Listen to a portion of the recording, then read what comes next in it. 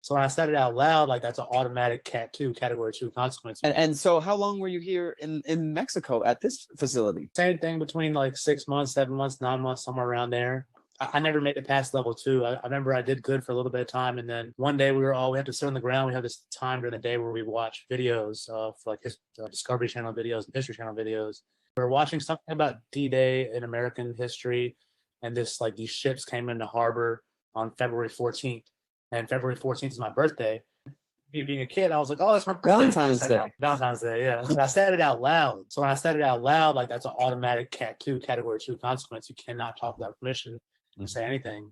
And what they do at these places, they pit the kids against each other. So someone that's a level two, level three, and has that many points, if they hear me say that out loud and they don't tell on me, they're gonna get in trouble. So I remember the kid next, his name is Matt, tall, skinny white dude, and he was just like, I remember the face, like, I remember him like looking at me, shaking his head, and he went and told on me. And I got sent to worksheets, and I remember from there, I don't know if it was that time or the next time, but I was feeling very sick, and I had like a temperature, like I was like dizzy, I was like just sweating, and they wouldn't send me to the infirmary.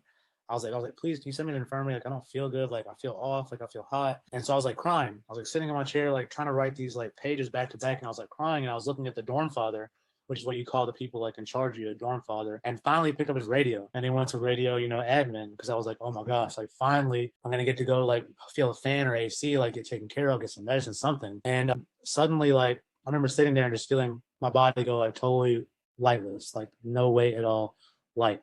And I had been picked up by my right shoulder and thrown into the concrete wall behind me, and landed on the wall on my back, and looking up into this 300-pound jacked up muscle dude of the admin named Jason Finlinson, who kind of ran the facility, and he proceeded to like kick me down the hallway. I remember like backing up on my hands and feet, on my ass, like just sliding back, like stop, please, like, and just kicking me until I got to the R&R room. And the R&R room, what happens is you get thrown on the ground, face first, your stomach's on the ground, your hands and your feet are tied behind your back, and a Mexican guy sits on top of you for the first couple hours, and your one arm is let go twice a day to have like a little bit of orange juice and have a little bit of rice.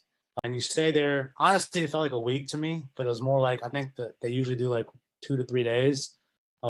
I have no idea how long I was there. I remember when I finally got out, I was just like, my body cramped up when I stood up, like all my muscles cramped up and stuff. And I was just like, okay, whatever I have to do not to go back there again, I'm gonna make sure I do that. I got really close a couple times the rest of my time there to going back, because it's tough, man. These places suck. Like, they treat you like shit, and they brainwash, they play with you, they pull your emotions out, and they make you hold them back, and then they wake you up at 2 o'clock in the morning and make you stand in the rain and count. Like noise, like light. They use every kind of sensory type of, like, I guess, torture that they possibly can to break you, or to something like that, whatever they're trying to do to you, to like